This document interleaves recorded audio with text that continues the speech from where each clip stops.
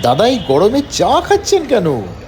এ আবার কিরকম প্রশ্ন? গরমকালে চা খাচ্ছি কেন? গরমকালে জামা কাপড় পরিস না, গরমকালে ঘামিস না, গরমকালে গার্লফ্রেন্ডকে চুমু খাস না, গরমকালে বসের ধ্যাতানি খাস না, তাহলে গরমকালে চা কেন খাবি না? মনে রাখবি যে পৃথিবীতে এক অক্ষরের মাত্র দুটো শব্দের জন্য আমরা পৃথিবীতে বেঁচে আছি।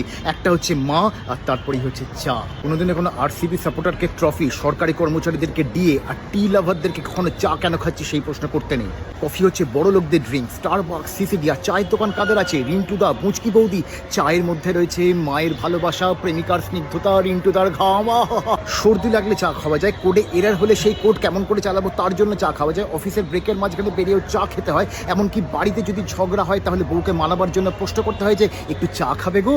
চায়ের দোকানে চা খেতে খেতে জীবন যুদ্ধে লড়াই করে ছেলে মেয়েগুলো যখন ডাস্টবিনের ভেতরে চায়ের কাপটাকে টিপ করে ফেলে, তারা ভাবে যে যখন চায়ের কাপটা পড়েছে ঠিক জায়গাতে তখন তারাও জীবন যুদ্ধে জয়ী হতে পারবে। আর তাদেরকে তুই প্রশ্ন করছিস যে গরমকালে চা কেন খাচ্ছ? দুধ চা, আদা চা, এলাচ চা, দারচিনি চা, লেবু চা, কামসূত্রের পরে যদি এত রকমের কোনো ভ্যারাইটি হয়ে থাকে তাহলে সেটা শুধুমাত্র চায়ের। তোর সঙ্গে পারমিতা থেকে শ্রেয়সী, ঋতুপর্ণা কেউ মানিয়ে চলতে পারবে না, কিন্তু চায়ের সঙ্গে মাড়ি থেকে মুড়ি সবাই মানিয়ে চলতে পারে। আর তুই প্রশ্ন করছিস চা কেন খাচ্ছ?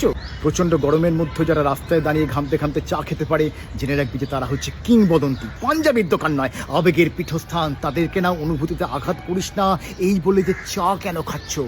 এই চাটা ফুরিয়ে গেছে, যা আর এক কাপ চা নিয়ে আয়।